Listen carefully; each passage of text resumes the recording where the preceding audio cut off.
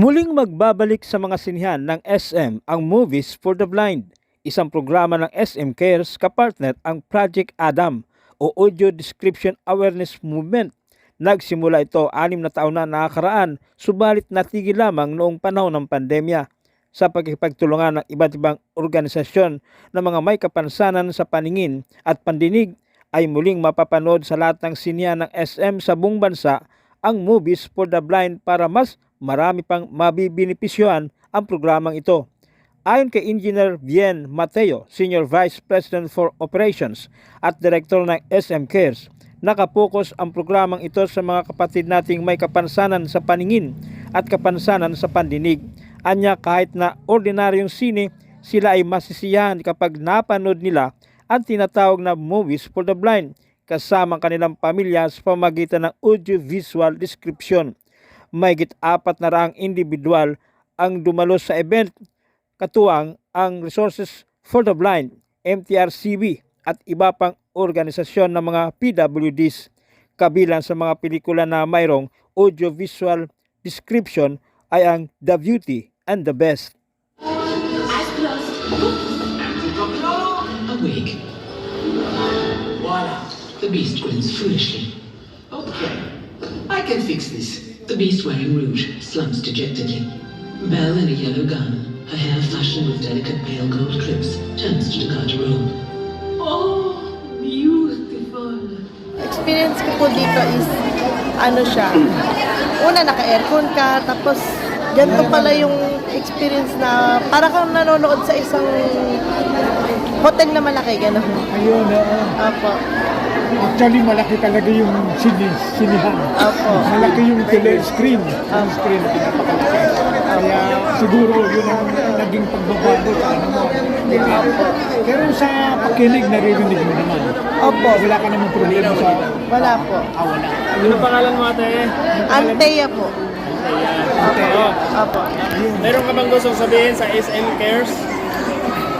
Maraming salamat po sa ginawa niyo po sponsor na ito para sa amin kasi nakatulong po ito upang magkaroon po kami ng kaalaman bilang mga visually impaired. Meron ka bang request para sa SM Supermalls? Ano pwede mong request? Request po. Sana po mas mapalawak pa ang project na mas yung ikabubuti ng mga, hindi lang ito, mas marami pa po na ikabubuti ng visually impaired. Okay naman sir, enjoyable so far.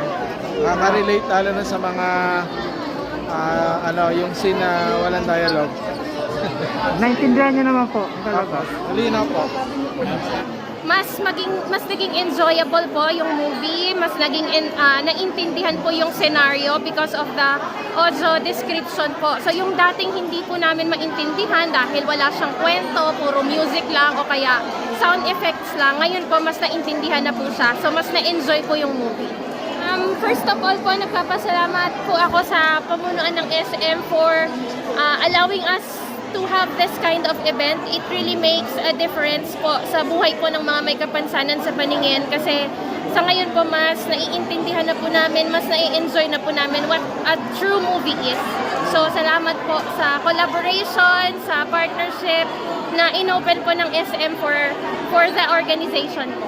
Ano ba po yung mensahe ninyo doon sa mga kapwa ko may mga kapansanan sa Pilipinas? Ayan, para sa mga kapwa ko visually impaired, so enjoy na natin kasi from now on, I'm sure mas marami pa pong movie yung lalabas with audio description. So sabay-sabay na natin i-enjoy yung mga movie kasama ng mga walang kapansanan sa paningin. Pangalan na po ulit, ma'am. Marie Joyce Lopez po. Ngayon po ay binabalik namin ang programa ng SM Cares na tinatawag na Movies for the Blind. Sinimulan namin ito more than 6 years ago, natigil lang ng pandemic. At ngayon, sa pakikipagtulungan ng different organizations, sa mga may kapansanan sa paningin at sa pagdinig, ay naituloy na po namin uli at inaasahan namin na ito ay magtutuloy-tuloy sa ibang SM cinemas nationwide. Dito nakapokus ang programang ito sa mga kapatid nating may kapansanan sa paningin at kapansanan sa pagdinig na kahit na ordinaryong sine, sila ay masisihan pag napanood nila ang tinatawag nating movies na may audio description, tinatawag naming movies for the blind. So dito makikita nila, no, kasama ng kanilang pamilya na pwedeng manood ng sine kahit may kapansanan sa paningin.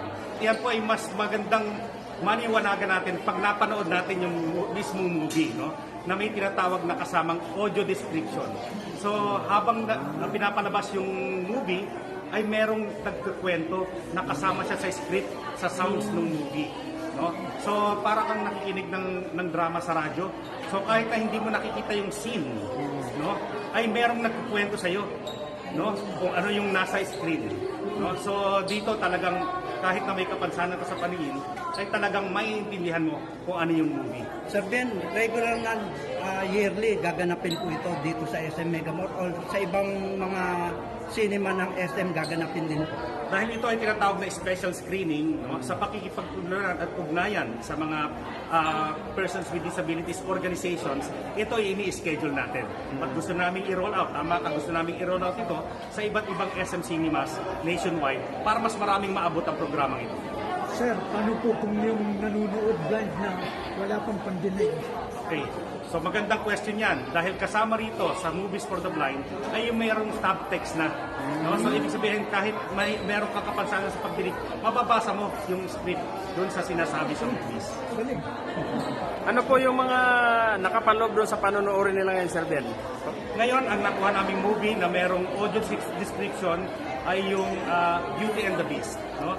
So pag ni-roll out namin to sa ibang mga sinihan, marami kaming titles na naipon na iba't iba na mga movies na merong audio description. No? So ito ipapalabas natin para mas maraming masiyahan.